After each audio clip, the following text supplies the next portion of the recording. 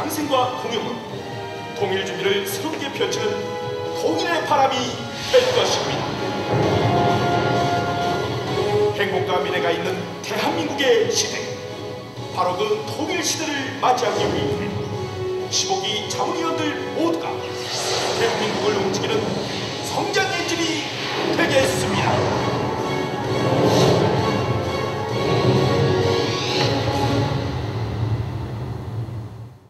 지금부터 제15기 민주평화통일자문회의 캐나다 동부협의회 출범회의를 시작하겠습니다. 먼저 국민 의례가 있겠습니다. 모두 일어나셔서 전면에 있는 국기를 향해 주시기 바랍니다.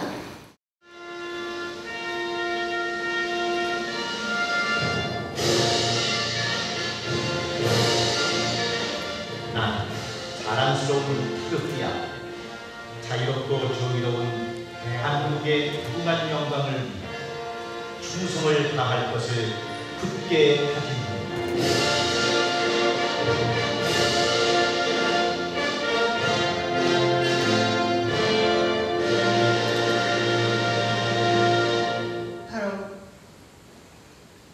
다음은 김명규 한국일보 회장님과 민석홍 목사님의 선창에 이어 애국가 1절과 오 캐나다 제창이 있겠습니다.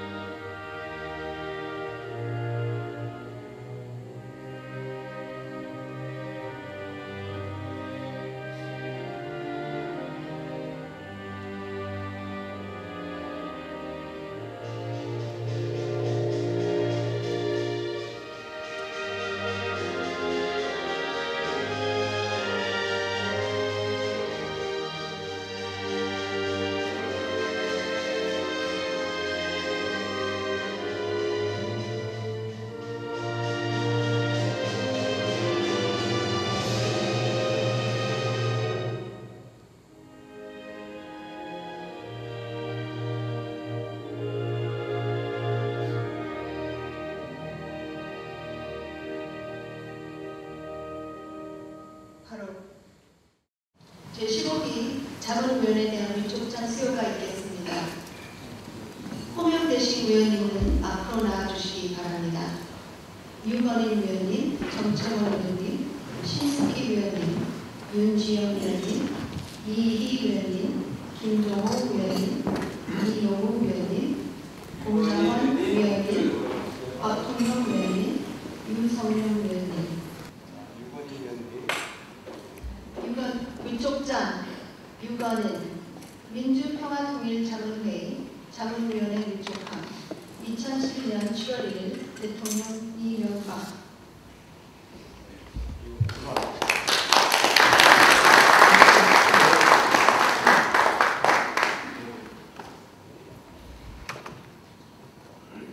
정창환 의원님, 이하동문.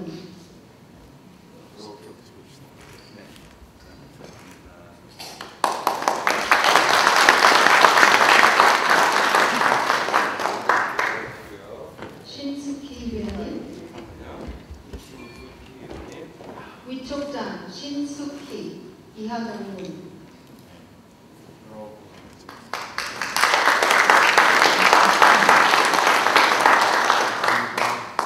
윤지영 위원님, 위촉장 윤지영, 이하동문.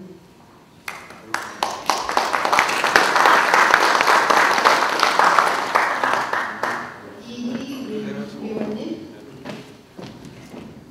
위촉장 이이희, 이하동문.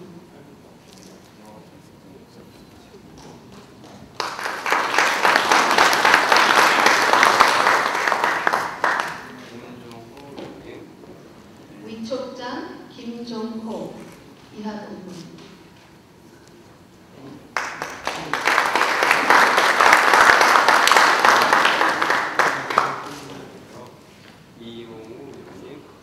위촉장 이용우, 이하동문.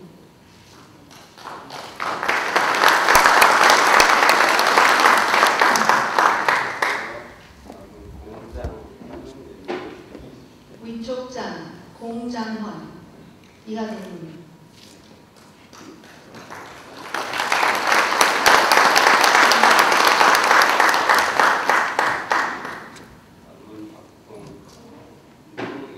위촉장 박통령, 이하동문.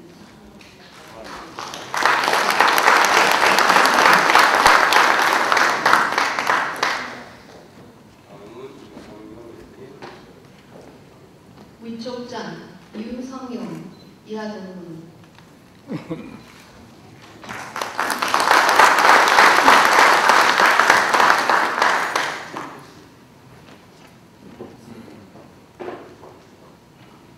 다음은 그 시국에 간사되는 임명장 수요입니다. 임명장 김은희 민주평화통일자문회의 캐나다 동부협의회 간사의 임함 2011년 7월 12일 민주평화통일자문회의 의장 대통령 이명박 대통령.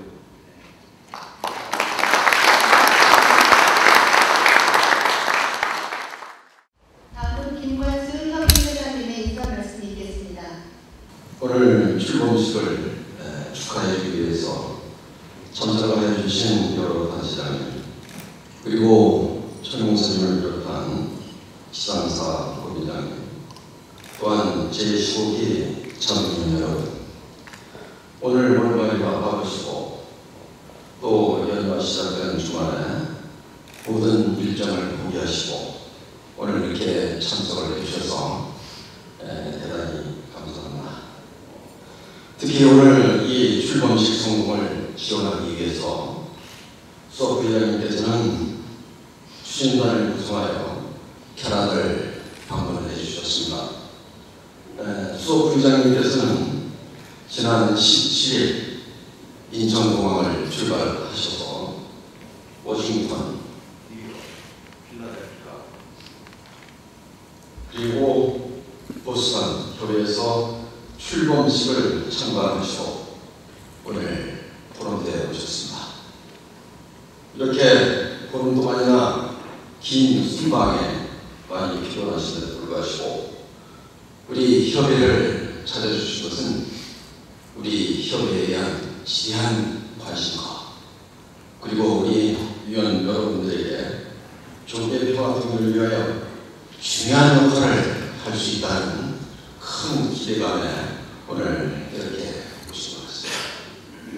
오늘 수석 부위원님께서 자리를 함께 해주셔서 오늘 주름회의가 더욱더 의의가 깊고 또 우리 위원님들 역시 조국의 평화 통일을 위한 사명감이 더욱더 깊어지리라고 생각합니다. 이렇게 좋은 만남의 기회를 가질 수 있도록 배려를 해주신 김현우 수석부의장님께 다시 한번 감사의 말씀을 드리고, 지난 14일에는 우리 협의회가 의장이신 대통령 단지상을 받았습니다.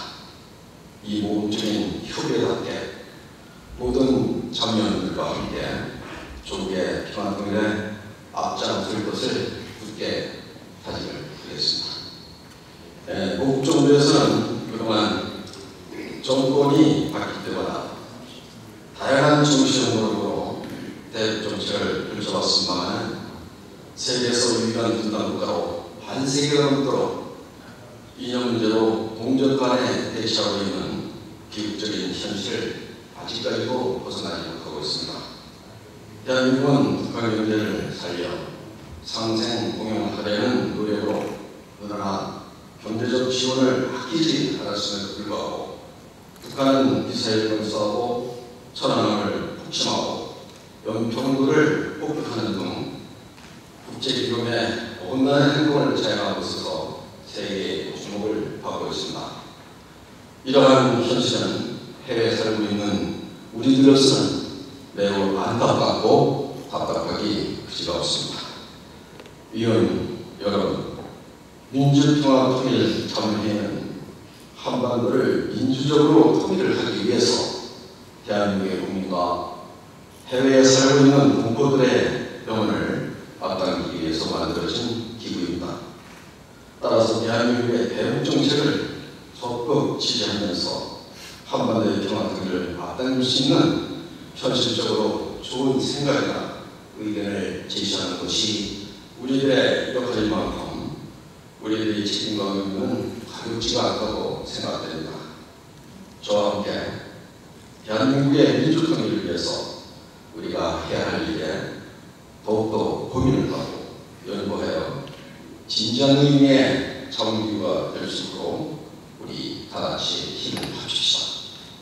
위원 여러분, 다시 한번 우리 무국의 평화통일을 위하여 우리 힘과 지혜를 모아줄 것을 당부드리면서 회장 인사 마치겠습니다. 대단히 감사합니다. 다음은 홍지인 프로포 총영사님의 축사가 있겠습니다. 존경하는 김현우 민주평화통일자문회의 수석부의장님, 김관수 의장님 비롯한 캐나다 동부협의회 평통자문위원님들, 대외 귀빈 여러분, 오늘 김현우 민주평화통일자문회의 수석부의장님을 모시고 제15기 민주평화통일자문 위촉장 전수와 함께 캐나다 동부협의회 출범회의를 갖게 된 것을 민주평통자문회의 현지 대행기관장으로서 기쁘게 생각하며 진심으로 축하드립니다. 올해는 특히 민주평통 창사 30주년을 맞이하는 해서 우리 민족의 지상과제인 민주평화통일을 앞당기기 위한 근본 제15기 민주평통 자문위원님들의 역할과 책무가 그 어느 때보다도 크다고 생각합니다.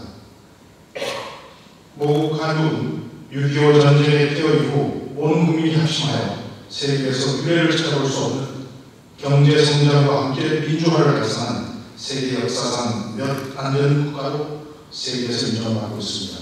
또한 2008년 말 세계를 강타한 경제 위기를 빠른 속도로 극복하면서 지난해 10월 서울에서 G20 정상회의를 성공적으로 개최하였으며 이번에 2018년 동계올림픽 개최지로 평창이 압도적인 표적 확정됨으로써 원결회가 한마음으로 기뻐하는 경사가 있었습니다. 다시 한번 우리 한민족의 저력을 세계 만방에 보여줬습니다. 그러나 우리나라는 아직도 지구상에서 유일하게 분단 국가가 남아있는 만큼 우리 정부와 해외 정부를 비롯한 온 교회가 한마음 한뜻이 되어 자유민주주의와 한 통일을 유구하여 동아시아와 세계의 평화와 번영에 기여해 나가야 할 것입니다. 이명박 대통령께서는 지난 7월 1일 민주평통 제15기 출범식 축사를 통해서 천안함 폭침, 연평도 포격, 도발로 인해 불안정한 정세가 조성되었지만 우리는 거기에 머물러 있을 수는 없다고 하시면서 무엇보다 신뢰를 회복할 수 있도록 진정성과 책임성을 갖고 대화와 협력의 길로 나가야 한다고 말씀하셨습니다. 또한 통일의 그날은 반드시 올 것이며 남북의 의지와 노력에 따라 그 시간이 앞당겨질 수 있으며 통일을 실질적으로 준비해야 하고 이를 위해서는 무엇보다 강력한 통일의 의지를 가져야 한다고 말씀하셨습니다. 민주평통 캐나다 동교회 위원님들 그리고 귀빈 여러분, 우리 민족의 영원히 민주평화 통일을 달성하기 위해서는 우리 정부의 통일 정책과 활동에 대해 해외 홍보 사회의 적극적인 지지와 성원이 큰 힘이 될 것입니다. 우리 캐나다 동포들에서는 어느 지역보다 조국의 평화, 조국의 통일에 대해 많은 관심과 열정을 가지고 계십니다. 작년도 천안함 폭침, 연평도 포격, 도발 발생 시에 민주평통 캐나다 동교회가 앞장서서 대북 규탄 성명을 발표하고 우리 정부의 대북 정책 추진을 적극 지지하면서 조국의 평화 통일을 위해 아낌없는 성원을 보여주셨고 계속 보여주고 계십니다. 이처럼 조국에 대해 남다른 애정을 가지고 있는 캐나다 동교회가 이번에 김관수 부장님을 비롯한 임원진들의 지도력과 단합적 힘으로 민주평화 통일을 위한 지혜와 역량을 결집하여 통일의 기반을 다져나가는 데 선도적인 역할을 해주실 것이라고 믿습니다. 다시 한번 오늘 출범 행사를 위해서 먼 길을 와주신 김현욱 수석 부장님께 다시 한번 감사드리며 오늘 민주평통 15기 캐나다 동교회 출범을 진심으로 축하드립니다. 앞으로 큰 활력과 성과를 기대합니다. 오늘 참석하신 모든 분들의 건강과 성공과 행복을 기원합니다. 감사합니다.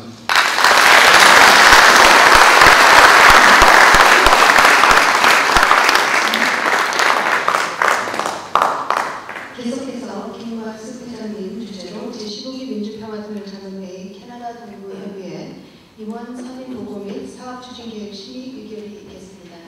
정기총회를 시작하도록 하겠습니다. 여러모로 부족한 제가 제15기 동부협의회 출범회의를 주재하게 된 것을 매우 영광스럽게 생각합니다. 우선 임원 선임 보고 승인에 대해서 시작을 하겠습니다. 오늘 회의를 통해서 우리 동부협의회가 평화 통일을 준비하는 통일운동 중심체로서 해외 통일운동의 선도적 역할을 다짐하고 이에 실천에 대한 소중한 의견들을 나눈 시간이 되기를 기대하겠습니다. 회의 전 과정에 걸쳐서 자문위원 여러분들의 적극적인 참여와 그리고 협조가 있으시기를 부탁드리면서 회의를 효율적으로 진행하기 위하여 의안을 정말 상정하도록 하겠습니다. 의안 1항은 부회장 그리고 분과위원장 지명 및 인준후 2항은 제15기 동부협의회 사업추진 계획 심의 의결입니다. 그럼 두 가지 의안을 정식으로 상정을 합니다. 먼저 제1항 부회장 및 분과위원장 지명에 대한 인준을 의결하도록 하겠습니다. 부회장 분과위원장의 지명 인준과 관련하여 민주평화통일자문회의 해외지역협의회 윤리 규정을 간단히 소개해 올리도록 하겠습니다. 동규정 제1항은 해외협의회 임원으로 부회장, 간사, 그리고 지회장 및 분과위원장을 둘 수 있도록 되어 있고요. 동조 3항은 부회장은 자문위원 20명당 1인을 둘 수 있으며 부회장이 2인인 경우에는 수석 부회장을 둘 수 있도록 이렇게 되어 있습니다. 그리고 동규정 제8조에 의하면 분과위원장은 7인까지 둘 수 있다고 이렇게 명기가 되어 있고요. 임원의 선출은 제5조 제2항에 의해 부회장 및 분과위원장은 회장이 지명을 하고 또 정기총회에서 인준을 받아야 된다고 되어 있습니다. 그리고 수석 부회장은 선출된 부회장 중에서 회장이 지명을 하고 간사는 동조 제3항에 의해서 회장이 천거를 하여 사무처장을 거쳐서 의장께서 임명하도록 이렇게 규정이 되어 있습니다. 그럼 오늘 전체 회의에서 인준을 받아야 할 부회장 그리고 분과위원장을 제가 말씀드리겠습니다. 부회장 및 분과위원장은 제 지명은 제 소관이기 때문에 제가 사전에 여러 위원님들과 또 주위에 여러분들과 상의를 한 결과 지역적인 사정을 고려하여 제15기 우리 협의회를 위해서 고생을 하여 주실 부회장 3분하고 분과위원장 5분을 지명을 했습니다. 분과위원장으로서는 부회장 먼저 발표하겠습니다. 부회장으로서는 유건인 부회장, 그리고 정창훈 부회장, 그리고 신숙희 부회장 3분을 모셨습니다. 부회장님 나와주세요. 네, 좀 나와주시죠. 분과위원장은 통일분과의 김정호 분과위원장, 그리고 홍보의 이용우 분과위원장, 그리고 문화의 공장 분과위원장, 그리고 사회체육의 박동영 분과위원장, 그리고 의전 행사의 유성명 분과위원장입니다. 그리고 재무에는 이재무, 그리고 총무에는 민지훈 총무 이렇게 제가 지명을 했습니다. 이 앞에 계신 분들이 앞으로 우리 1년 동안 우리 15기를 위해서 수고를 해주실 분입니다. 우리 다 같이 큰 박수로 앞으로 고생하실 걸 생각해서 박수 한번 부탁드리겠습니다.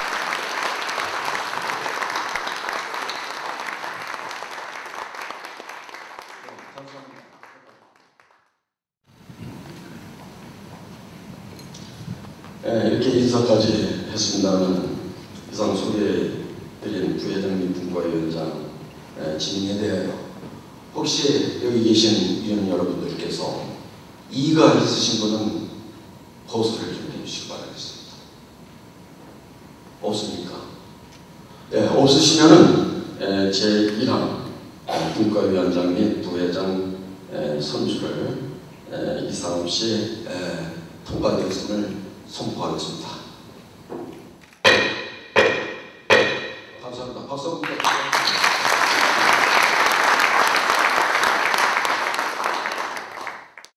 다음은 위장이신 이명박 대통령의 영상 메시지를 시청하시겠습니다. 앞에 있는 화면을 주목하여 주십시오. 존경하는 국민 여러분, 또 이 자리에 함께하신 민주평화통일자문회의 자문위원 여러분, 그리고 이 자리에 함께하신 기민 여러분, 민주평통 제15기 출범을 온 국민과 함께 진심으로 축하해 마지 않습니다. 온 국민과 해외 동포를 대표하여 막중한 청문을 기꺼이 맡아주신 모든 자문위원들께 깊은 감사의 말씀을 전하고자 합니다. 올해는 특히 민주평통 창설 30주년을 맞는 해이기도 합니다. 그동안 국민과 함께 민족의 염원인 평화 통일 노력에 앞장서 주셔서 감사를 드립니다.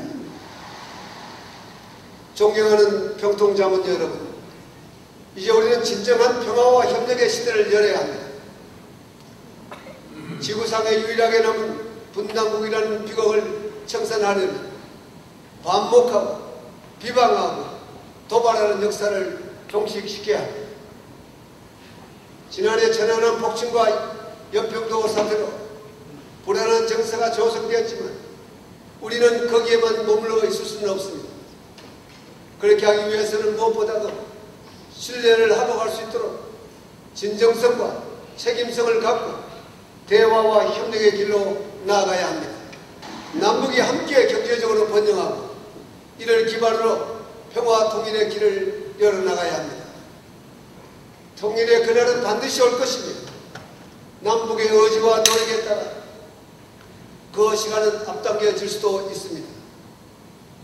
지금 우리의 가장 필요한 것은 통일을 실질적으로 준비하는 자세입니다. 이를 위해서는 무엇보다도 강한 통일의 의지를 가져야 합니다.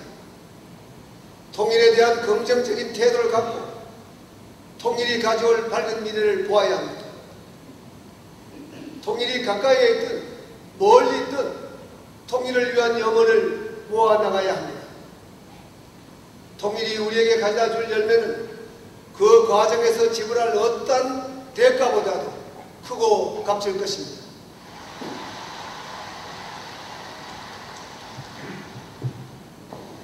제15기 민주평통자문위원 여러분, 이 자리에 계신 여러분은 한반도의 평화 통일을 위해 누구보다 깊은 관심과 열정을 갖고 계신 분들입니다. 민주평통은 지난 30년간 통일을 위해 힘써왔지만 우리는 지금 새로운 변화를 요구하는 새로운 시대를 맞이하고 있습니다. 그간의 전통과 성과를 바탕으로 새로운 역사를 만들어 나가야 합니다. 산업화와 민주화의 결실을 한 단계 높은 선진화를 통해 살기 좋고 행복한 인류 국가로 만들어야 할 책임이 우리 세대에게 있습니다. 한 세대를 지나 다음 세대를 준비하는 민주평통이 되어주시기를 바랍니다.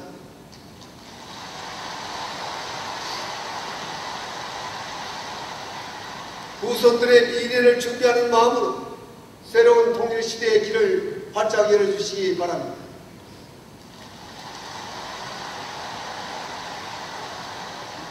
한반도 통일과 선진화로 가는 길목에서 7천만 남북 동포와 700만 재외동포를 하나로 묶어나가는 것은 제15기 자문위원 여러분의 몫입니다. 이 자리에는 해외에서 오신 대표 자문위원들도 참석하고 계십니다. 비록 조국을 떠나 있지만 평화 통일과 조국의 번영에 대해 누구보다 깊은 관심을 갖고 있는 700만 교민들께 감사를 드립니다. 앞으로도 계속 조국에 대한 관심과 애정을 갖고 대한민국의 위상을 높이는 데도 더 많은 역할을 해주실 것을 부탁을 드립니다.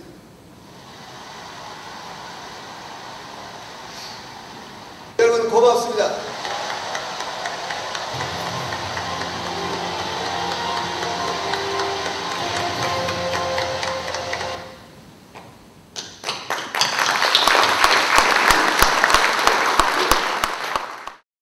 김현웅 수석 부의장님의 강연이 있겠습니다.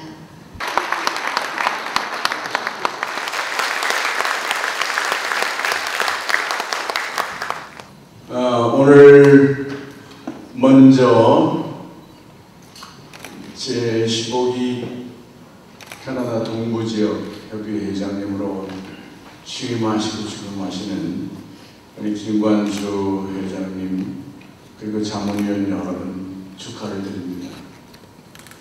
김관수 회장님은 그 폭넓은 경륜과 인품으로 그동안 이 토론토 지역의 동포 사회는 물론이고 대한민국과 캐나다 그리고 인류의 복지와 발전을 위해서 그동안 알게 모르게 많은 헌신과 봉사를 해오셨습니다. 오늘 이 중요하고 뜻깊은 자리에서 다시 한번 우리 우리 김 회장님의 그동안의 공로에 치하와 감사를 드리고 앞날에 큰 공헌과 기여가 있을 줄로 믿고 감사를 드립니다. 여러분 박수 한번 주세요.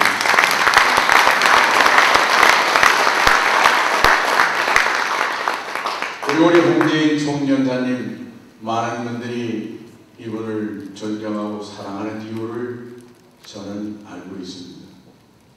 이분은 외교관으로서 출중한 외교적인 분석력과 판단력 그리고 책임감을 가지고 있는 것은 물론이지만 그분이 가지고 있는 나라에 대한 애정과 그리고 나라에 대한 정체성에 대한 확신과 그리고 그를 위한 지칠 줄 모르는 열정과 노력, 봉사의 정신이 모든 것이 오늘날 우리 홍재인 총연사님을 만나는 사람들로 하여금 존경할 수밖에 없는 그런 인물로 만든 것이 아니라는 생각이 듭니다. 그동안 동포 여러분께서 많이 사랑해 주셨고 또 많은 공로를 세우신 우리 총경사님, 우리 모든 국가를 대표하는 분이 더욱더 오늘 이 자리에서 우리 존경과 사랑의 박수를 힘차게 보내주십니다.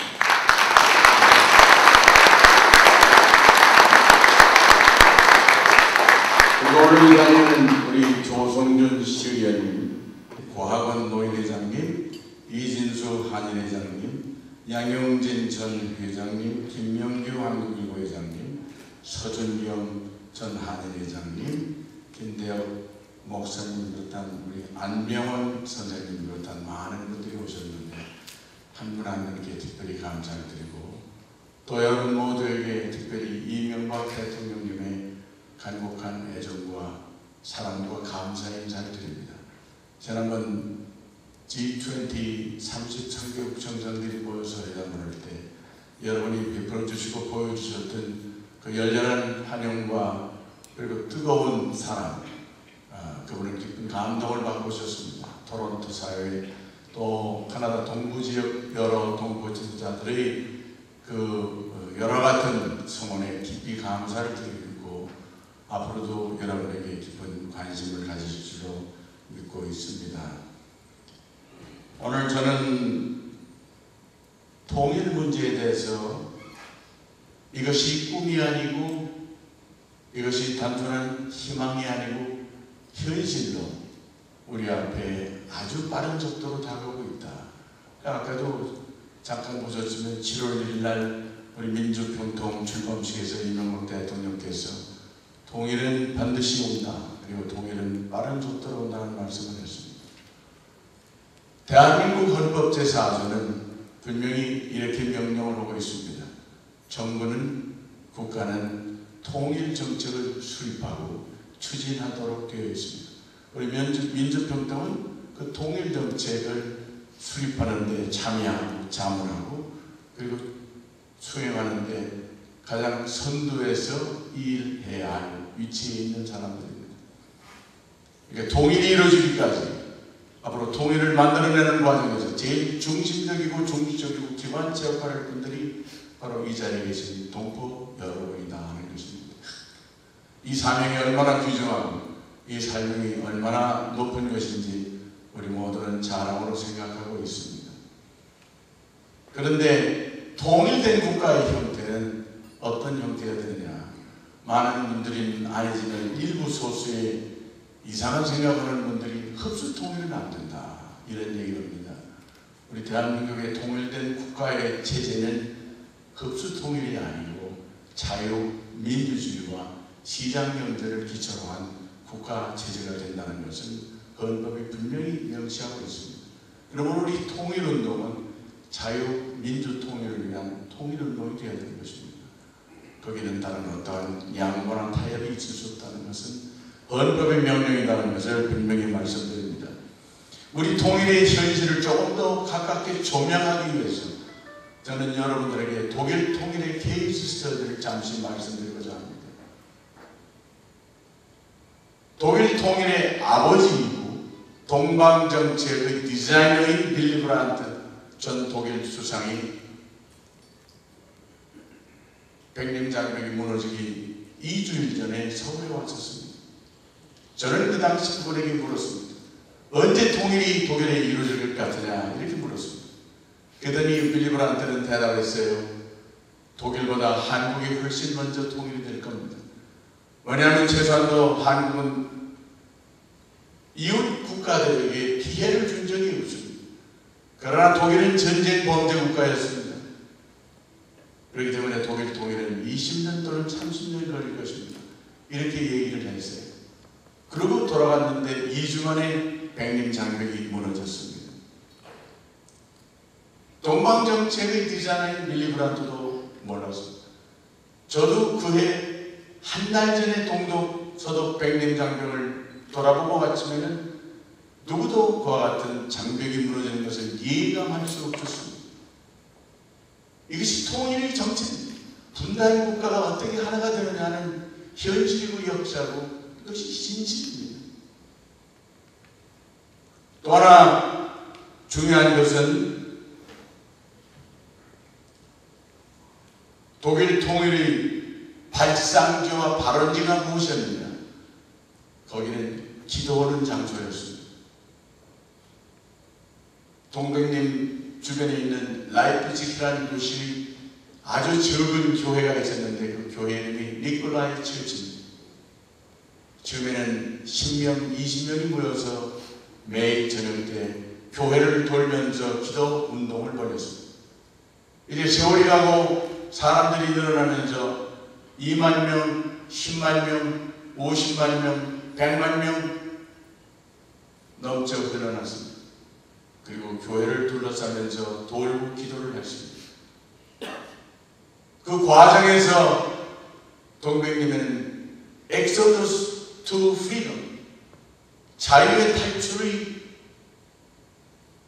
넘치는 인파가 주변에 있는 공산권 국가로 흐트러져 나가기 시작했습니다. 동독은 공동 상태가 됐습니다. 그런데 이런 과정에서 동백님, 서백님 사이에 있던 장벽이 무너지는 광경을 보면서 그 당시 동독에 와 있던 조련 군대들이 있었는데 그들은 속수무책이었고 동독이 길러낸 슈타즈라는 정보기관도 속수무책이었고 동독의 정부도 속수무책이었습니다. 특별히 소련은 그 당시에 동독에 32개 사단을 주둔시키고 있었습니다. 병력을 말하면 약 30만 명의 병사들이 와 있었습니다. 중무장한 군인들이 탱크를 가지고 거리를 치렀습니다. 그러나 장벽이 무너지고 동독이 무너지는 그 과정에서 30만 소련 군대는 무용지물이었습니다. 30만 소련 군대가 가지고 있던 모든 탱크는 무용지물이었습니다. 그리고 그들이 가지고 있던 권총 한 방, 그리고 기관총 한 방 쐈다는 얘기를 들은 자는 없습니다. 여러분, 통일은 이렇게 옵니다. 통일은 이래서 도둑처럼 오고, 통일은 산사태처럼 오고, 통일은 눈사태처럼 오면 갑자기 그 누구에게 얘기할 수 없는 방법과 시간과 그 절차에 따라서 이루어지고 있다는 것입니다. 동독의 상황에 되면 동북 아시아 어느 곳에 있는지를 모르지만 그 나라의 형편은 저는 또 다른 것이다. 대단히 긴박한 것이다. 하는 것을 여러분들에게 말씀을 드립니다. 동서독이 하나가 되어서 금세 서독이 동독을 흡수해서 통일된 것이 아닙니다. 동독에는 과학적인 정보가 들어섰습니다. 그리고 자유로운 선거를 통해서 국민의 대표를 뽑는 절차가 있었습니다. 그 절차를 통해서 동독 인민의회가 구성되고 그 인민위원회는 여러 가지 결정을 했으면 우리는 이대로 살 수 없다. 통일된 독을 우리는 희망한다. 그래서 우리가 서독으로 참여해서 함께 한 나라를 만들어가겠다. 독일말로 하면 바이프레트. 아마 영어로 말하면 to be admitted. 서독 국가에 편입되기를 원한다 하는 것입니다. 그렇게 해서 한 국가가 됐습니다.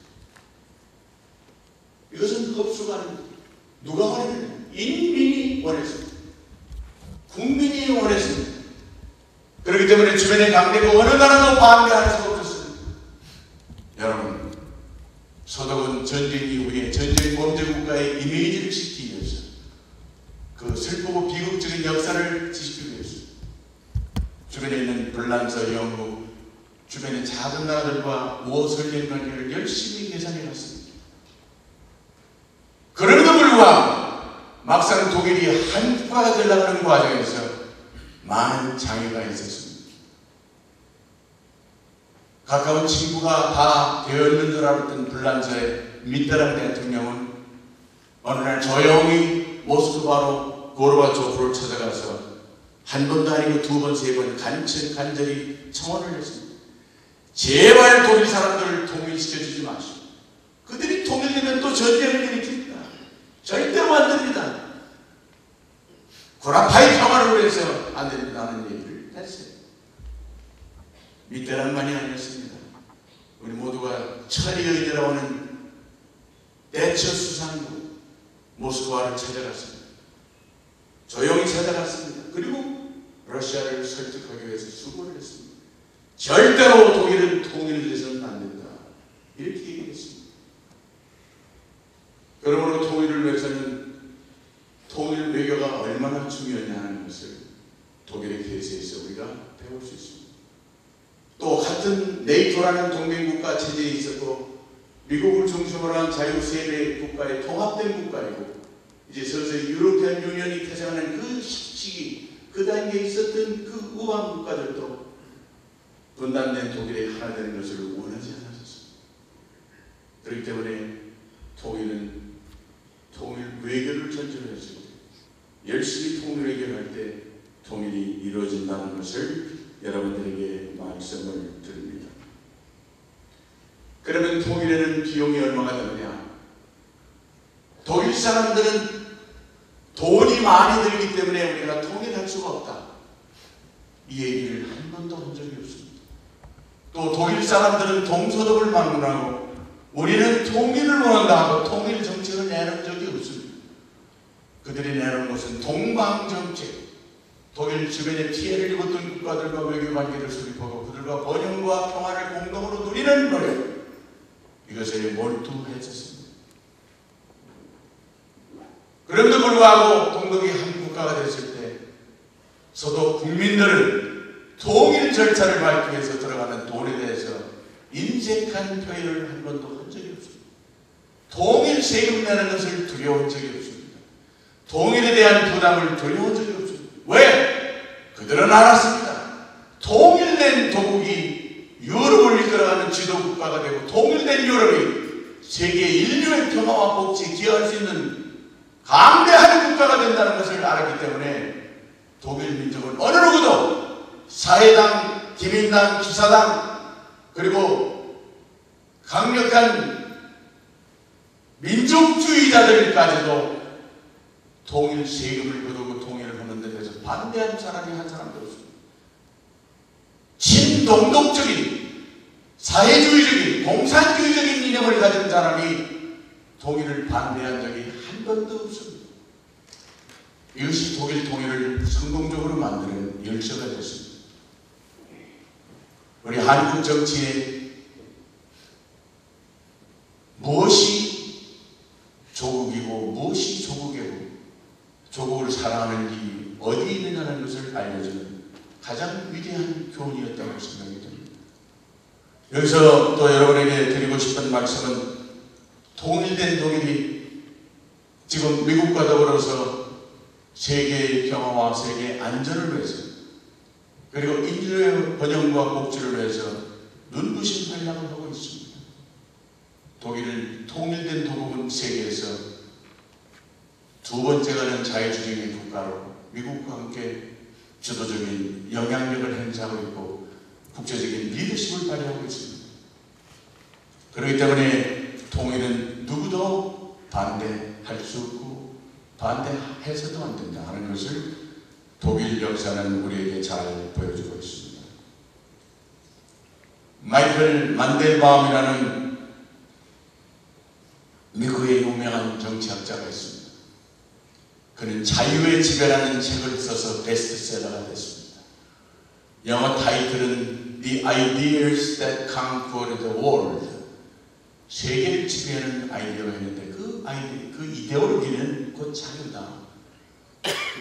그 자유인데 자유도 자유시장을 얘기하고 있습니다. 참된 자유는 자유시장에서 오는 것이다.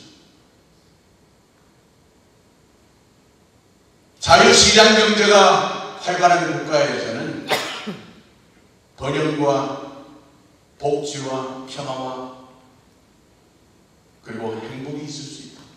평화가 존재할 수 있다.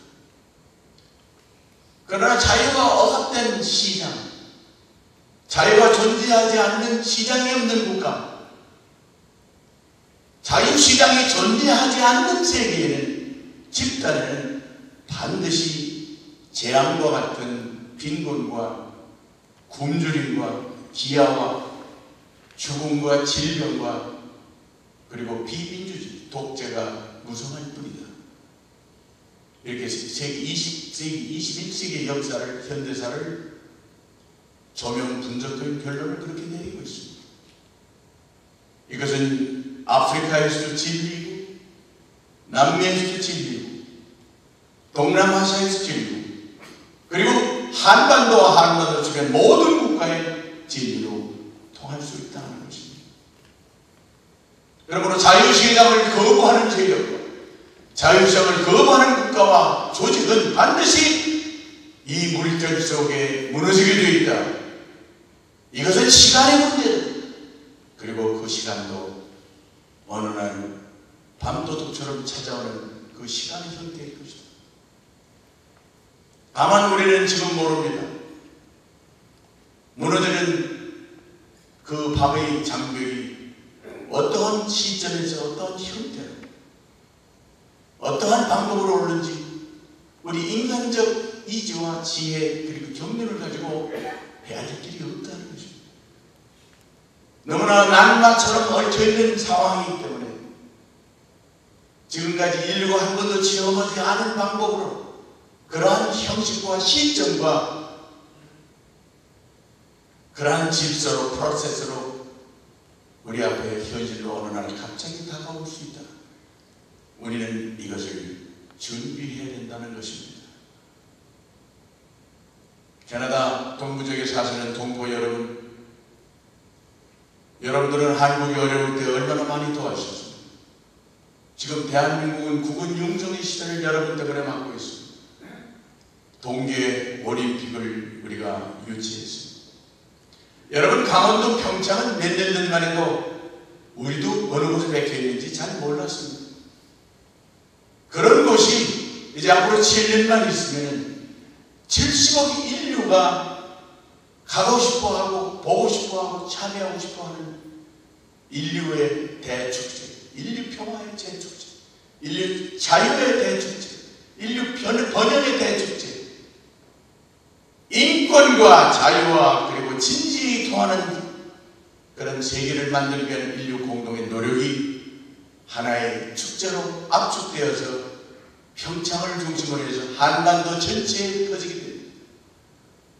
인류의 축제이고 우리 동포 대한민국의 축제이고 승리이고 어떤 면에서는 이명박 대통령의 정상 외교의 승리일 수도 있습니다.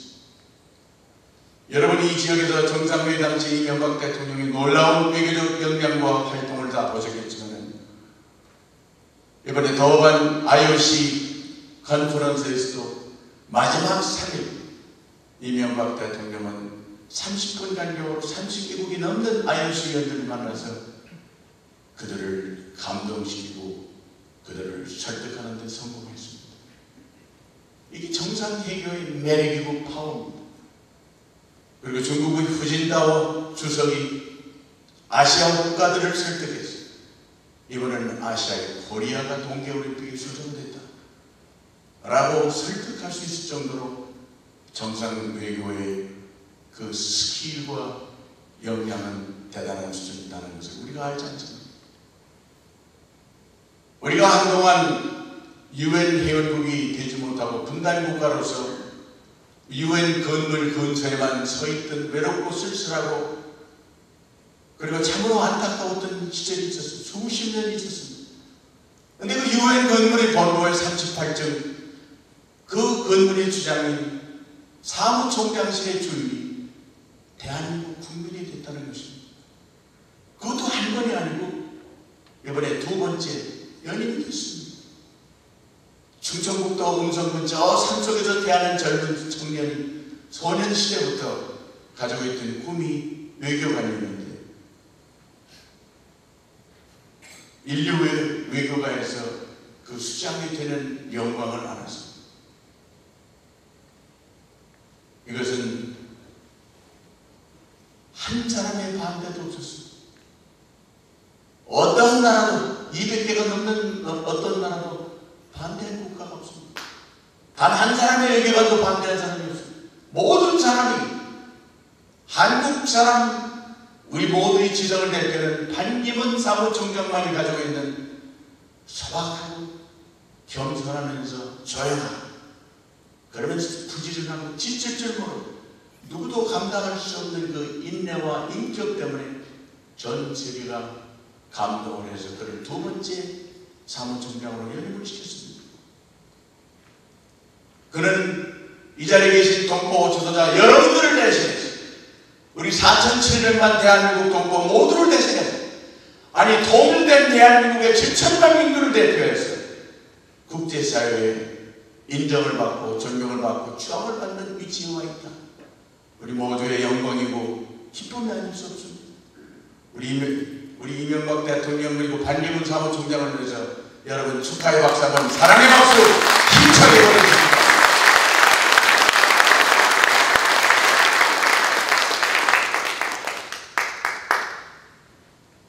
제가 말씀드렸지만은 자유시장이 없는 국가에서는 빈곤과 재앙이 있을 수밖에 없다 하는 말씀을 했습니다. 빈곤과 재앙이 있는 곳에 평화가 존재할 수 없습니다. 평화가 깨져야 됩니다. 마이클 만다는 마음은 두 번째로 평화를 얘기합니다. 인류를 지배하는 이념 중에 하나는 자유시장이고 두 번째는 평화입니다. 평화를 거역한 나라는 이 세상에 존재할 수 없습니다. 여러분 알카에다의 오사마 빈 라덴이 9.11 테러를 일으키고 얼굴 없는 전쟁을 일으켜서 10년 동안 숨어 다녔습니다. 그러나 그는 10년 만에 어디론가 갔습니다. 평화를 깨트리는 사람, 평화를 파괴하는 사람, 평화를 파괴하는 집단과 국가는 21세기에 존재할 수가 없다는 것은 자유의 지배라는 이 책에서 분명히 써 있습니다. 우리가 눈물겹게 생각하는 것은 바로 이 시간, 이 순간에도 자유와 평화가 없이 민주주의가 없이 살아가는 사람들입니다. 자유시장이 없고 평화가 없는 곳에는 민주주의가 꽃을 피울 수 없습니다. 여러분 대한민국에서 6.25 전쟁 이후에 영국에도 타임스 기자가 와서 얘기를 했습니다. 한국에는 민주주의 생각도 못한다. 대한민국에서 민주주의가 꼽히는 것은 쓰레기통에서 장비가 꼽히는 것보다 더 어려운 것이다. 그렇게 예언을 했습니다. 그런데 대한민국은 지난 60여 년 동안 민주주의 꽃이 피기 시작해서 지금 우리 한반도에 4,700만의 민주주의 꽃이 폈습니다. 민주주의의 장미의 꽃이 폈습니다. 지금 캐나다의 동부지역의 여러분이 민주주의 꽃으로 당당하게 이 지역사회의 지도자로 캐나다의 발전과 번영에 놀랍고 존경스럽고 사랑스럽고 무서운 기여를 하고 계시지 않습니까? 여러분 이 국가의 발전과 번영에 얼마나 많은 기여를 했습니까? 그것은 우리 대한민국의 민주주의 꽃이 피었기 때문입니다. 여러분과 함께 피었기 때문입니다. 우리가 기억해보면 새마을운동을 통해서 올림픽을 통해서 그리고 월드컵 대회를 통해서 국군 융성의 시대를 맞았는데 이제 또다시 대한민국은 국군 융성의 시대를 맞고 있습니다. 여러분 천안함 폭침 사건과 연평도 포격 사건을 보셨죠? 이 사건을 보면서 이제 대한민국의 안전보장과 대한민국의 경제성장과 대한민국의 번영과 발전은 일촉즉발의 위기에 처해 있다. 이렇게 생각하시는 분도 계셨을 것입니다. 그러나 여러분 보십시오. 우리는 허리가 두둥강으로 짜여진 분단 상태에서도 종합적으로 세계에서 12번째 가는 국력을 신장하고 세계에 자랑하는 강대국이 됐습니다. 분단된 대한민국이 세계에서 강력한 강대국이 되었습니다. 우리는 강소국이 아닙니다. 강력한 군대국이 됐습니다. 그런데 천안함 독침 사건, 연평도 사건을 보면서 핵의 무력과 전쟁의 포화 속에 우리가 이루어놓은 모든 것을 잃어버리는 것처럼 생각을 했습니다. 그러나 한국의 경제는 조금 더 흔들리지 않고 있습니다. 대한민국의 안전보장은 조금 더 흔들리지 않고 있습니다. 대한민국의 국군 융성과 번영은 조금 더 머뭇거리고 있지 않습니다. 우리는 앞으로 나가고 있습니다. 연평도에 총알이 떨어지는 그날 그 순간에도, 백령도의 복침 사건이 나는 그날 그 순간에도 우리의 무역선들은 상선에는 많은 것들을 싣고 해를 질주하고 있습니다. 우리는 압니다. 위기를 극복하고 재난을 극복하는 지혜와 담대함으로, 그리고 그 용기를 우리는 배우고 있다는 것을 우리는 얘기할 수 있습니다. 여기서 이런 문제가 나오면 많은 분들이 얘기합니다. 이명박 정부의 대북 정책은 강경 일면도다. 왜 북한에 인도적인 측면 지원을 안 해줍니까? 북한에 왜 먹을 것을 주지 않는가? 이렇게 불평하는 분들이 아주 극소수 있습니다. 저는 여기에서 분명히 말씀을 드립니다. 미국의 한 공군 조종사가 6.25 전쟁 때 만주벌판에서 미국이와 소련의 미국이와 부딪혔습니다. 그리고 불행하게도 그 비행기는 추락했습니다. 그리고 그는 40년 동안 소식이 없었습니다. 어느 날 미국의 관광객이 집안편, 고구려에 있던 만주 집안편에 가서 박물관을 구경을 했습니다. 근데 거기에 나치에 읽을 수 있는 이름 모르는 사람이 군번이 하나 걸려 있었습니다. 중국 사람들은 그 군번이 무슨 의미인지를 모르고 걸어놨던 거예요. 미국 시민은 알아차렸습니다. 전쟁 중에 사망한 한 병사의 목걸이인 것을 알았습니다. 그리고 펜타곤에 연락했습니다.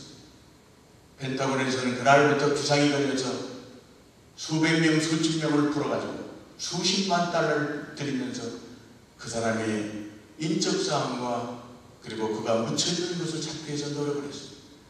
중국 정부와 협의를 했습니다. 중국 정부는 어디에 떨어져 있는지 알 수가 없었습니다. 그러면서 러시아를 접촉을 했습니다. 러시아 KGB를 통해서 몇 년을 걸려가지고 조사한 결과 죽은 사람은 미 공군 대위 누구누구이고 그가 추락한 지점은 만주벌판 어느 지점이고 어느 곳이다. 어느 날 몇 시에 떨어졌다. 소련 조종사가 다 기록을 남겨놨습니다. 그래서 펜타곤은 그를 찾기 위해서 중국 정부에 많은 돈을 주고 한 명의 유해를 발굴하기 위해서 몇 년 동안 수십만 원을 쓰고 그를 찾아냈습니다. 그리고 그 유해를 모시고 그 고향인 조지아주로 돌아왔습니다. 워싱턴 백악관에서 미국 대통령이 비행기를 타고 날아왔습니다. 그의 영혼 위에 성묘비를 덮어줬습니다. 그리고 그 옆에는 그가 집을 나설 때 임신했던 유복자 아들 한 명이 40대 중년 신사가 되어 있어서 눈을 흘리며 아버지를 사모하는 마음에 그리워했습니다. 그는 영웅이었습니다. 40년 만에 전쟁은 그 가족에게 끝났고 그는 영웅으로 모국에 안장되었고 미국 대통령은 그를 영웅으로 호칭했습니다. 여러분, 천안함 사건에 죽은 병사들이 46명입니다. 46명은 미국의 병사 한 사람의 죽음보다 더 귀중한 죽음이 될 수 있습니다. 죽은 병사 한 사람 한 사람의 어머니에게 있어서는 그 병사는 하늘입니다. 그 아내에게 있어서는 그는 곧 하늘이에요. 하늘보다 더 소중한 존재가 바로 남편이고 아들이고 아버지입니다. 46명의 생명을 아무것도 아닌 것처럼 밟고 대한민국이 주권국가로서의 위치와 위상을 생각하지 않고 우리는 평양 땅을 향해서 그저 넘어설 수는 없다는 것입니다. 더군다나 연평도 사건은 천안 폭침 사건과 성격이 또 전혀 다릅니다. 민간인들이 죽었습니다. 군인도 죽었어요. 민간 가옥이 불탔습니다. 이것은 국제법에서 전쟁 범죄로 규정합니다. 낸 하악에 있는 International Criminal Court, 거기 가면은 중범죄로 지었다.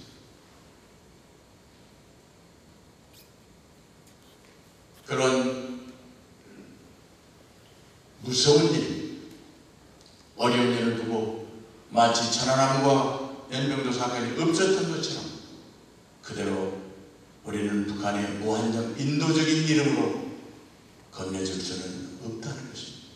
원칙이 있는 포용 정책입니다.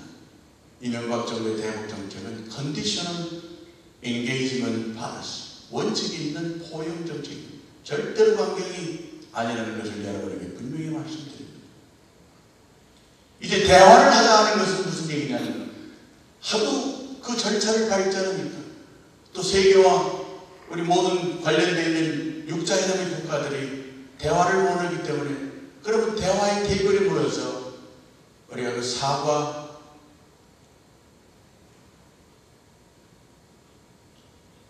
그 사고를 만든 담당자의 책임 추궁, 그 모든 것들이 해결될 때까지 우리는 대화를 통해서 문제를 풀어가겠다, 이런 입장입니다.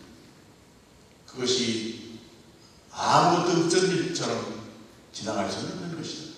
이건 주권국가의 마땅한 권리고 의무고, 국민이 그러한 의무와 권리를 대통령 당선될 때 대통령에게 부여했다는 것을 민주주의 국가에서 잊어서는 안 된다고 생각이 됩니다.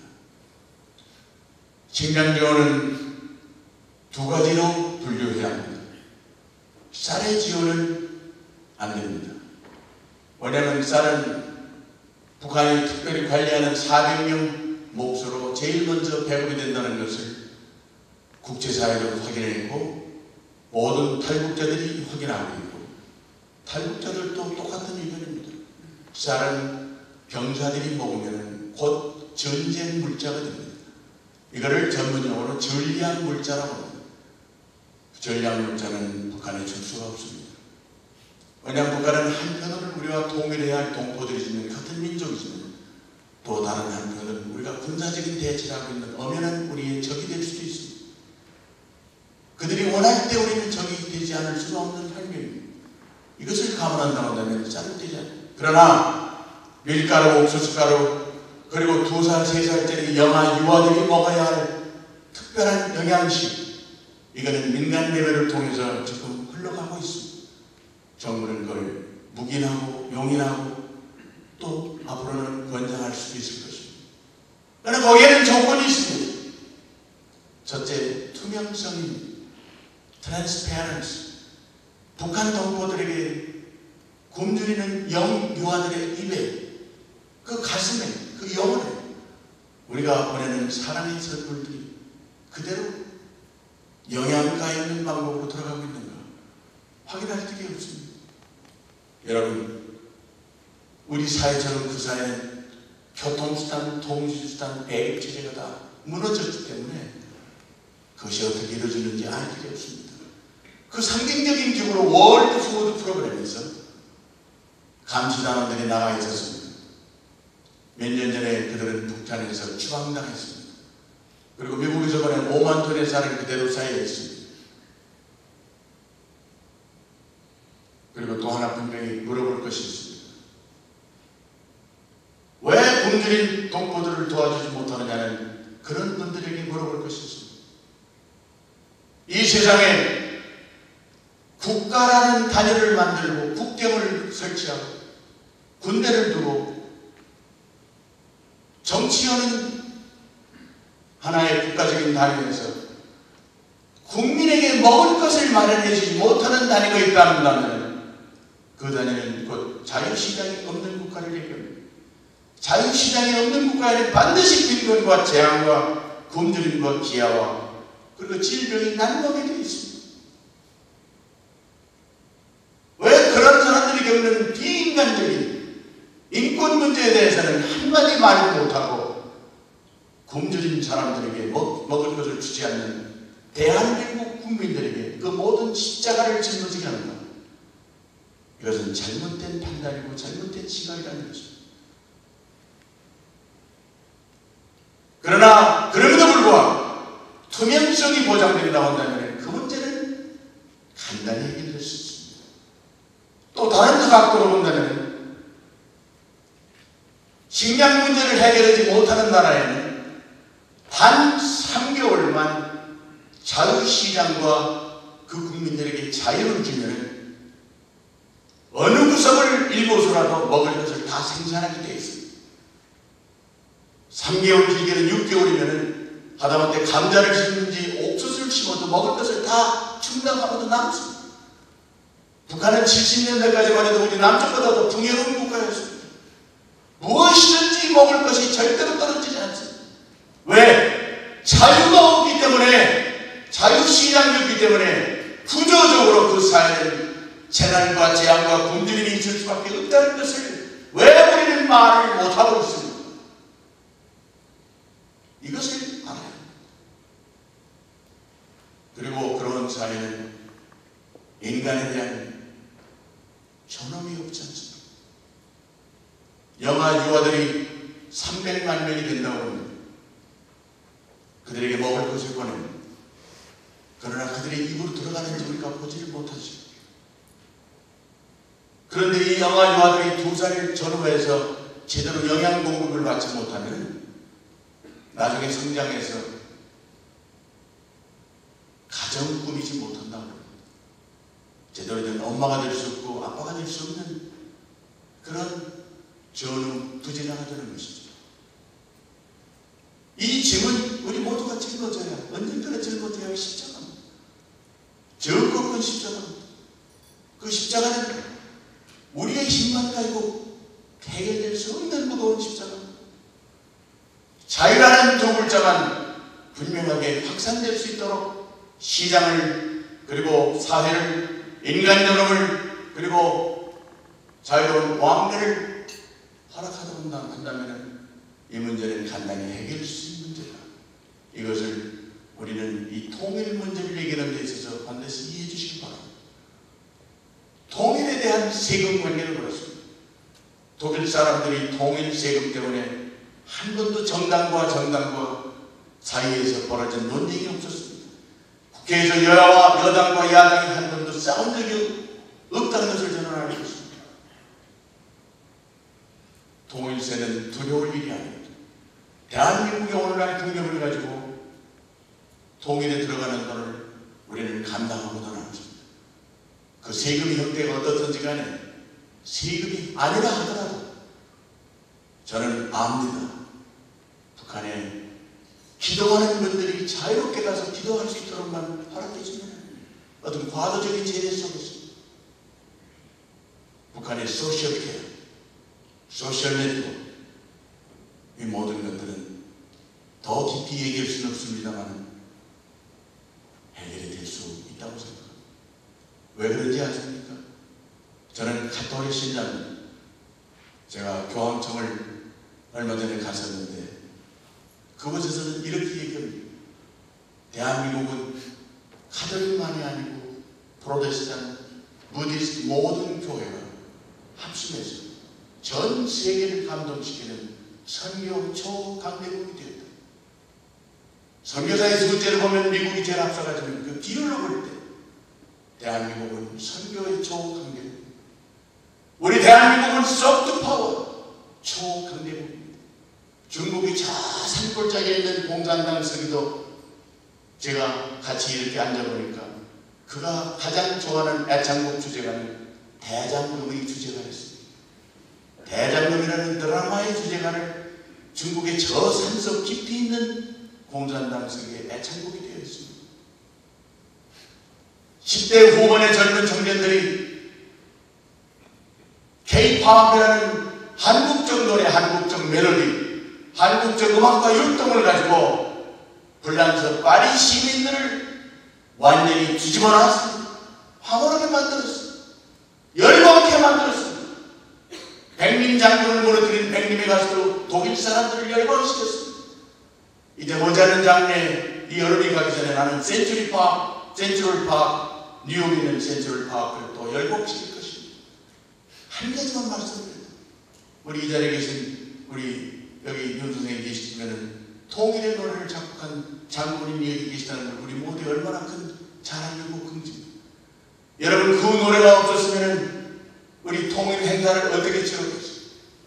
우리 서울은 통일이라는 말이 없었으면 우리가 북한 동포를 그리워하는 표현을 어떻게 달리 만들었겠습니까? 그 표현보다 우리 서울은 통일이라는 표현보다 더 아름답고 자그마한 통일에 대한 열망을 씻어주고 우리에게 통일에 대한 열정을 솟게 하는 그 말이 어디 있겠습니까? 우리 감사의 박수 한번 드립니다.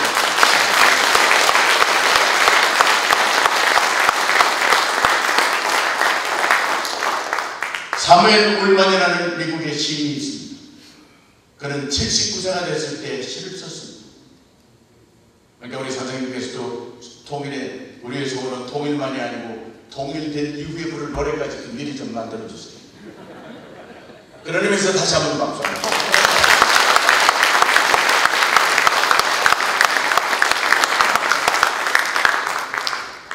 우리가 이 자리에 목사님들 계신데 목사님들과 우리 스님과 함께 신부님들과 함께 평양에 가서 동양의 예루살렘에 가서 신의주에 가서 용천에 가서 원산에 가서 바로 그날 그때 그 시간 함께 알지도 못하고 망리지도 못했던 사람들과 더불어 얼싸안고 눈물 흘리면서 그 통일의 노래 부를 때 그날 그 시간 이것이 우리 대한민국이 눈물겹게 기다린 바로 그 시간이 아니겠습니까?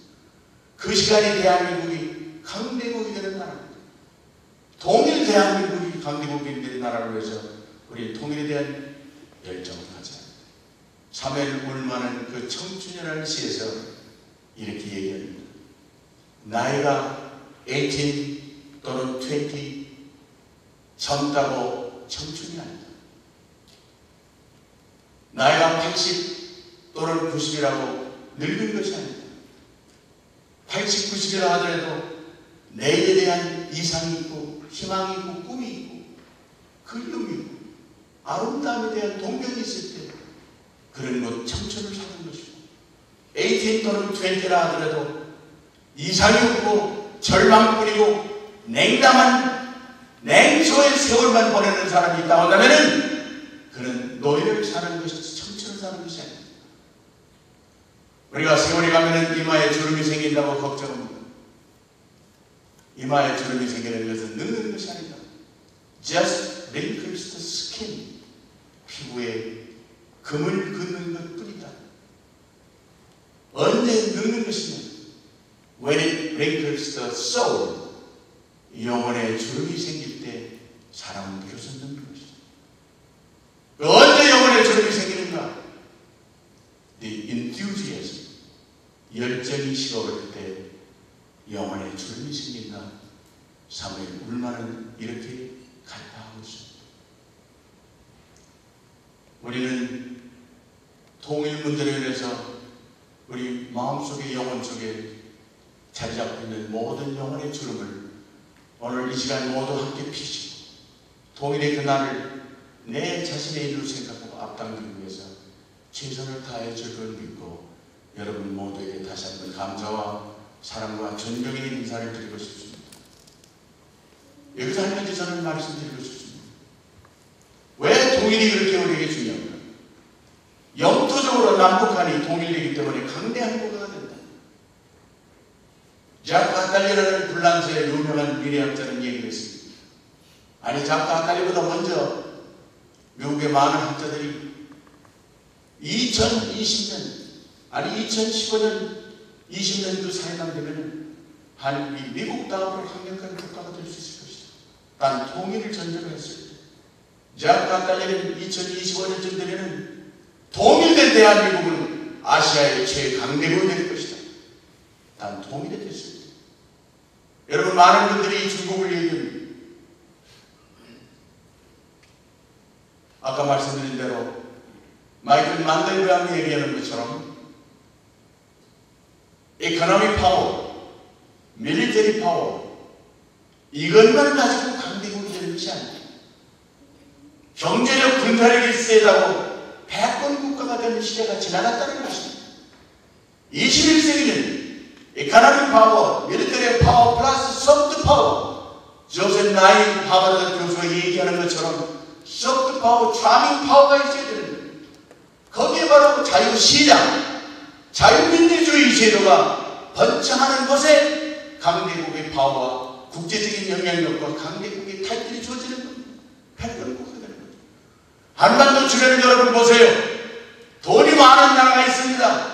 그것에 자유가 없다는 나라, 자유민주주의가 존재하지 않는 나라, 그런 나라는 앞으로 우리와 경쟁하는데 두려울 것이 없습니다. 우리가 무엇을 두려워합니까? 무엇을 건듭니까?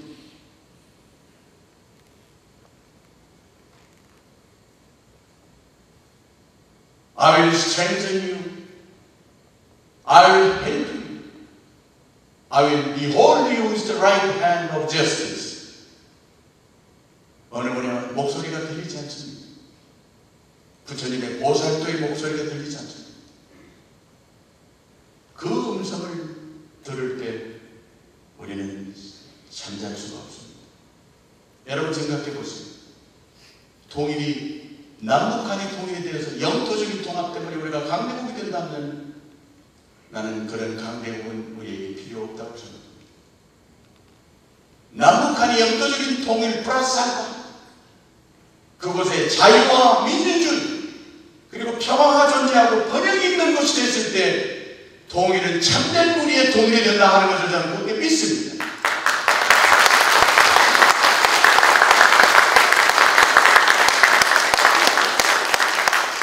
우리는 그 통일을 원합니다.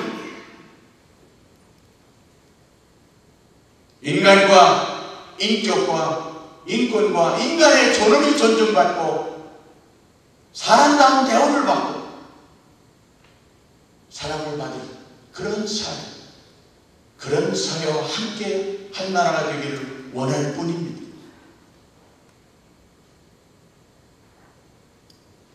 여러분은 너무 자유로우시죠? 우리가 너무 먹을 것이 많아서 풍요로운 사회에서 넘쳐날 때 무엇인가 목마르고 지쳐서 허덕이고 누구의 손길을 기다릴 때 우리가 그들을 기억해 본 적이 있는가 하는 것입니다. 정치범 수용소 중에 요독 수용소가 있습니다. 거기는 수만 명이 시골의 한 군단위 정도의 큰 벌판에 철조망을 치고 그 안에서 가족 단위로 들어가서 자기 스스로 자급자족하도록 방치해 둔다는 겁니다. 거기 있다 나온 사람이 감천한 기자님, 조선일보 기자님. 거기는 3대가 함께 요독 수용소의 생활을 수십 년 하다가 나왔습니다. 근데 거기는 먹을 것이 없습니다. 벌레는 벌레대로 다 잡아먹고 지렁이 잡아먹고 또 개구리 먹는 것은 말도 아니고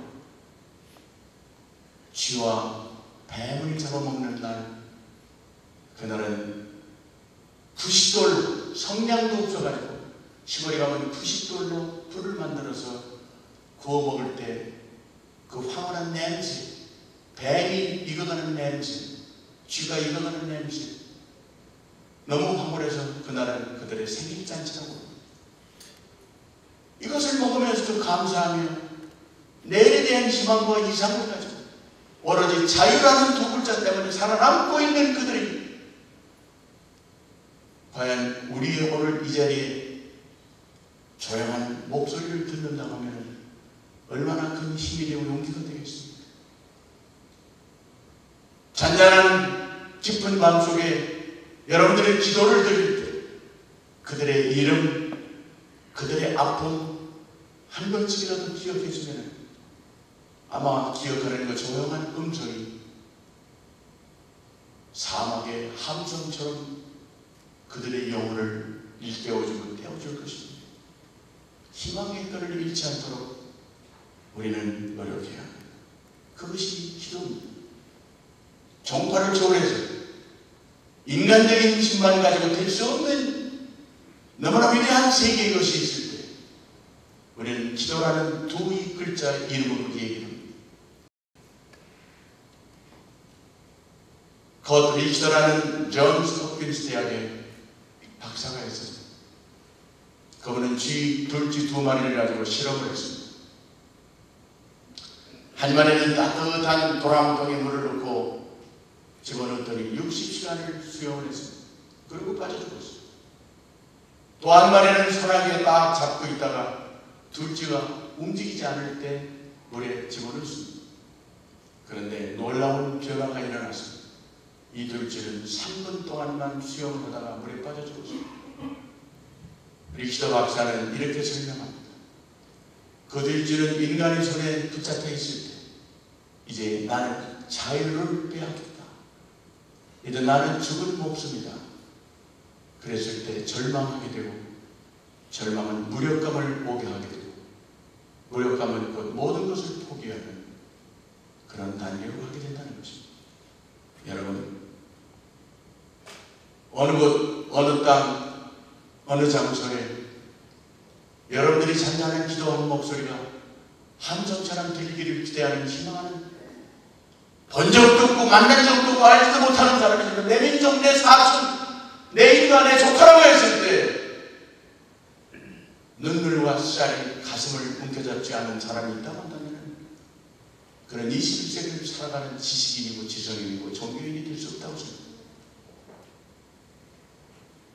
그들의 아픔이 내 아픔이 되지는 못할 만큼 그들을 기억할 수 있는 찬란한 여유와 그리고 기억하는 조그마한 정성과 사랑이 있을 때 우리는 통일의 열쇠를 열기 시작하는 것으로 생각합니다.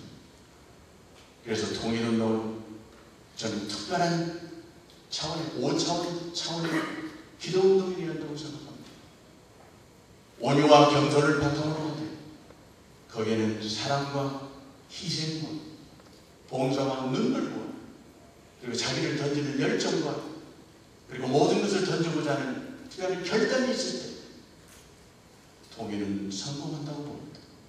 특별히 그 힘이 독일 민족보다 우리 선교의 최강대국인 대한민국 동포 여러분들 가슴 속에 지금은 조용히 잠자고 있는 것 같지만 그날 그때 그 시간이 되면은 화산처럼 타오르는 무서운 통일의 파도가 찌라기처럼 태평양을 건너서 한반도로 넘어올 줄로 굳게 믿습니다.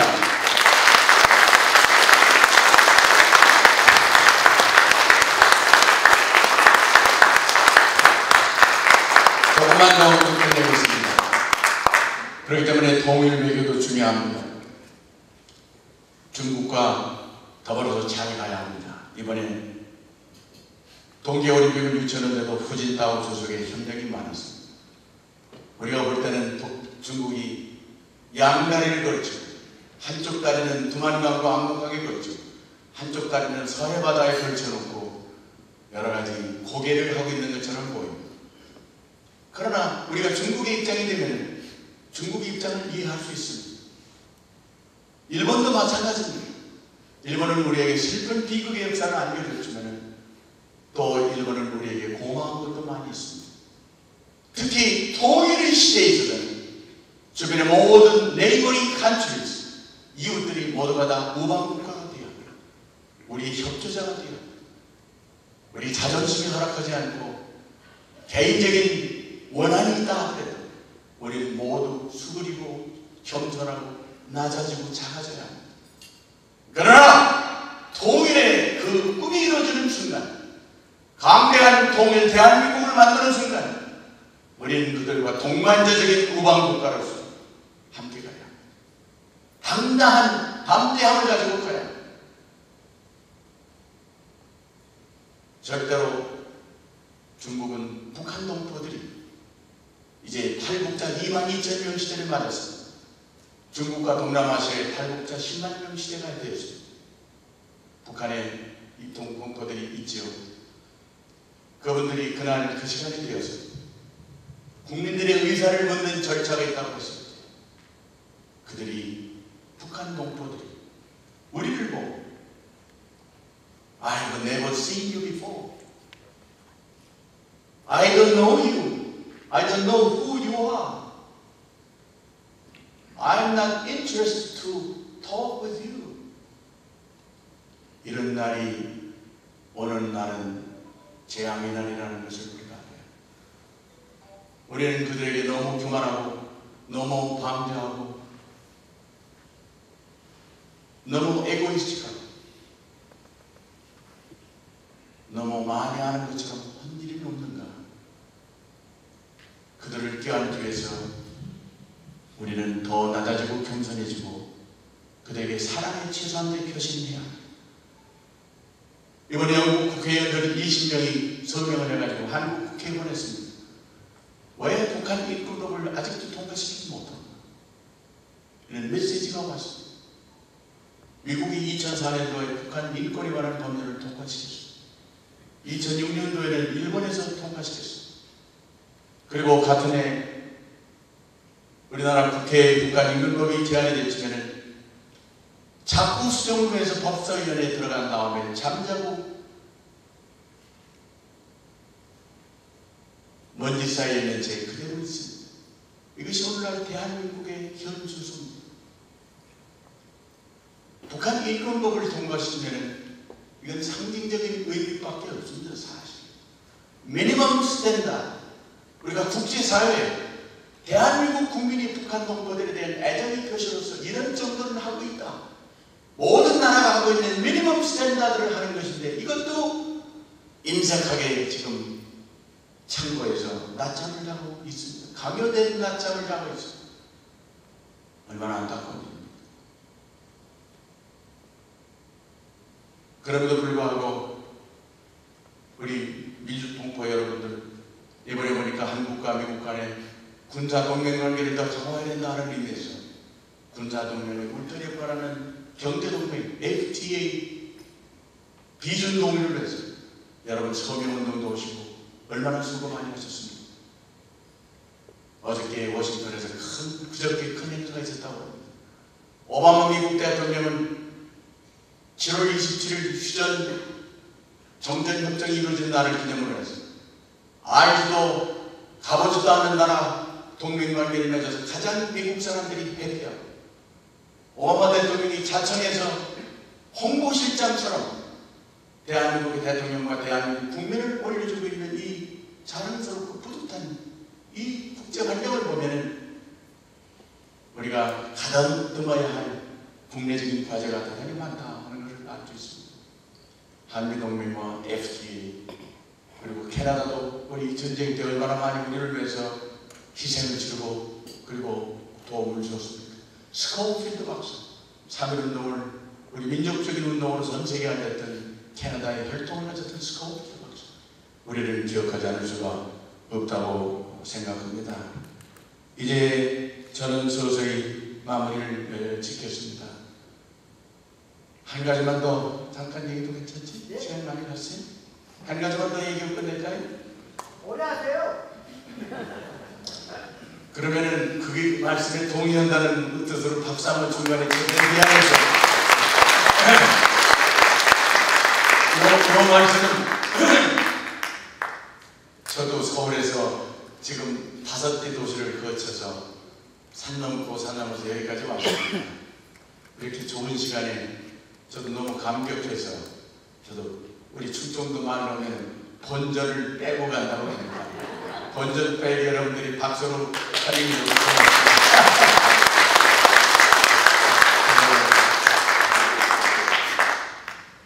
1950년 12월 15일이었습니다.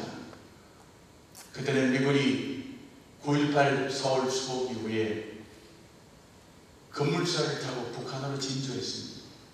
도만강 암독강에 가서 군인들이 발을 닦고 그 물을 마시면서 얼마나 감격했습니까? 이제 한반도에 통일을 왔습니다. 그러나 겨울이 오면서 중국에서 인해 전술로 수십만 명, 수백만 명이 넘어왔습니다. 함경북도 장진호를 넘어서 이제 함흥 흥남부두를 향해서 진격하는 태세였습니다. 미국은 철수령을 내렸습니다. 그러나 식군단에 대해서는 특별한 작전 명령이 내렸습니다. 함흥과 흥남부두를 지키기 위해서 장진호 전투에서 목숨 걸고 중공군을 막아라. 최소한도 일주일 열흘 버텨라. 이런 특명이 떨어졌습니다. 이게 장진호 전투입니다. 그래서 이 식군단이 그 추운 겨울철 제대로 방한복도 입지 못하고 그때 동상 걸려서 발목을 잘리고 팔 잘리고 그런 사람들이 지금 시애틀에 여러 명 있습니다. 장진호 전투 그렇게 추웠습니다. 먹을 것도 없고 입을 것도 없고 갈 것도 없고 보호해주는 사람 한 사람 없이 그 추운 환경북도 살아남판에서 영하 30도 40도 되는 동장군과 싸웠습니다. 그때 중공군이 밀려 내려왔습니다. 아무리 총을 쏴도 군인들의 발걸음을 멈추지 않았습니다. 인해 전술입니다. 그래도 수만 명의 중공군을 저지시키고 살상하고 식군단은 3,000여 명의 희생자를 냈습니다. 그러고 그들은 후퇴했습니다. 그러는 동안 10여일의 시간이 갔습니다. 흥남부두에 철수를 해서 LSD를 비롯해서 특별히 정부로부터 호출당한 상선 한 척 메르데스 빅토리아라는 배가 7척이 왔습니다. 그래서 그 배에 미 식군단 5만 명 그리고 우리 국군 1군단 5만 명 10만 명이 배에 나눠졌습니다. 그리고 바다를 떠나고자 하는데 인파가 몰려오기 시작했습니다. 우리를 두고 어디를 가느냐?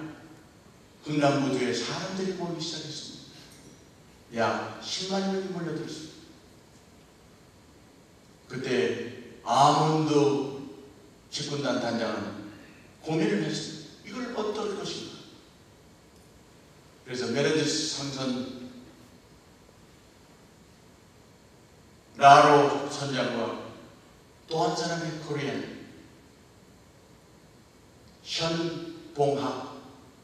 현봉학이라는 민사 고문 역할을 하고 있던 세 사람이 모였습니다. 현봉학 코리안 고문이 얘기를 했습니다. 이들을 반드시 싣고 가야 합니다. 아몬드 장군은 설득이 됐습니다. 사령관한테 보고하지 않고 혼자서 독단적으로 결정을 했습니다. 메르디스 빅토리호에 실어있는 2만 대의 GMC 트럭 다 바다로 던져라. 40만 톤 되는 전쟁 물자, 대포, 총알 다 바다로 던져라. 그 자리에 밀려오는 피난민들 다 실어라. 그래가지고 메르디스 호에는 1,300명이 적정 인원인데 13,000명이 승선을 했습니다. 이 배가 가라앉지 않고 10일 동안 7척 모두 군인들과 함께 20만 명이 열흘 동안 12월 24일 거제도에 도착을 했습니다. 그 배에서는 첫째 어린아이가 태어났습니다. 그래서 첫째 어린아이 이름이 김치 1호, 둘째 어린아이가 태어났습니다. 김치 2호, 셋째 아이가 김치 3호. 그래서 그 사람들이 지금 다 성장해 있습니다. 이런 전쟁 중에 일어났던 humanitarian performance, operation, 인류 전쟁 역사상 어느 곳에서 없었던 이 위대한 인간 존엄의 작전이 한반도에서 미국과 한국, 그 당시 캐나디안도 참전했었죠. 유엔군 깃발 아래 함께 일어났습니다. 전쟁 속에서도 우리는 동맹군과 함께 눈물을 흘리면서 사람의 생명에 대한 존엄, 위대함을 인정하고 전쟁하는 물자보다 인간의 생명이 중요하다는 것을 우리는 벌써 60년 전에 세상에 증명을 했습니다. 근데 오늘 분단된 오늘 이 시점 이날까지 인간의 생명, 인간의 존엄, 인간의 권한, 말할 수 있는 자유, 마음 놓고 기도할 수 있는 자유 하나도 없는 세상이 이 지구상에 있다고 한다면 우리는 눈물을 흘리지 않고 그리고 생각할 수 있겠습니다. 그래서 통일의 그 시간은 빨리 와야 또 오고 있습니다. 아까 말씀드린 대로 어느 분이 우리를 스트렝스 힘을 줍니다. 우리를 도와줘. Behold you with the right hand of justice. 의로운 오른팔로 우리를 용기를 주고 계십니다. 평통자문위원회는 이 자리에 계신 우리 캐나다 동부지역 자문위원님 여러분과 우리 또 총영사님 그리고 동포사의 모든 원로 지도자 여러분과 함께 반드시 머지않은 장래에 통일된 강대한 대한민국을 만들기 위해서 그 꿈을 달성할 것입니다. 여러분 때문에 우리는 반드시 그 꿈을 이룰 수 있다고 믿습니다. 여러분의 사랑과 여러분의 기도와 여러분의 협력과 희생과 봉사 때문에 아무리 어려운 통일의 시간이 온다 하더라도 우리는 통일보다 훨씬 지혜롭고 훨씬 영명하게 훨씬 위대한 통일 대한민국을 만들 수 있는 자신이 있다. 여러분에게 말씀드리면서 여러분 모두의 가정의 건강과 행운이 함께 하시길 기원합니다. 감사합니다. 감사합니다.